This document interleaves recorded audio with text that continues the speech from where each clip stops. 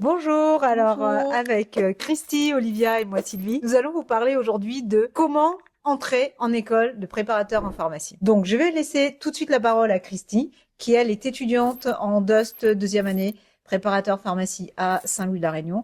Et après, c'est Olivia qui est notre préparatrice diplômée, qui vous expliquera en quelques mots les brèves missions en 2025 et peut-être en 2026 du préparateur-préparatrice en pharmacie. Christy, je vous laisse la parole.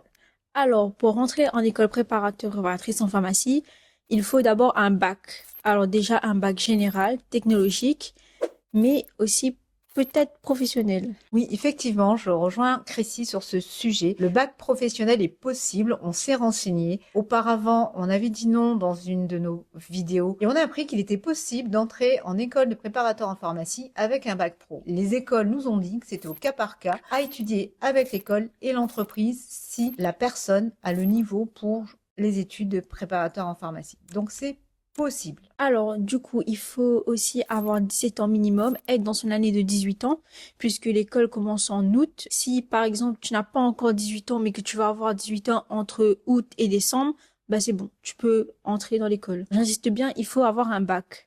Alors, pour postuler, tu as Parcoursup, tu postules vers le mois de mars, je crois, avec Parcoursup. Et ensuite, dès que tu as ton bac, tu peux aller tout de suite trouver une pharmacie. Alors moi, je te conseille de chercher avant, pas au mois de janvier, mais vers juin, juillet, pour trouver ta pharmacie, pour que dès que tu gagnes ton bac, tu peux aller directement voir la pharmacienne ou le pharmacien pour signer ta convention. Parce que c'est très difficile de trouver une pharmacie. Exactement. Christy a raison, parce que les entreprises, les pharmacies, en général, prennent une ou deux personnes en moyenne, pour les plus grosses plus, par année de Dust. Donc si, quand toi tu viens au bout de 3 semaines ou d'un mois de vacances après le bac, en pensant bien faire, hein, ce qui est normal, il n'y a plus de place. Donc je te conseille, comme Christy, juste après le bac, tu cours chercher ta pharmacie. Oui, parce que moi, j'ai eu mon bac à 10 heures et 10h30, je crois que j'étais dans la pharmacie. À 10h15 même, hein, je confirme.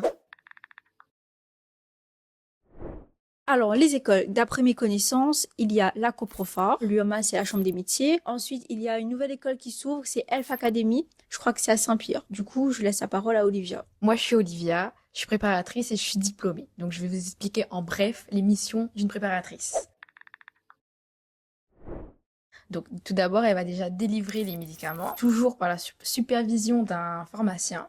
Elle va s'occuper aussi des conseils, de la réception de commandes et gérer le stock. Et surveiller les dates de péremption. Les missions à venir sont les vaccinations, bien que les préparateurs peuvent vacciner contre la grippe en ce moment. Et les autres missions, faire des tests, comme par exemple les tests de l'angine. Voilà.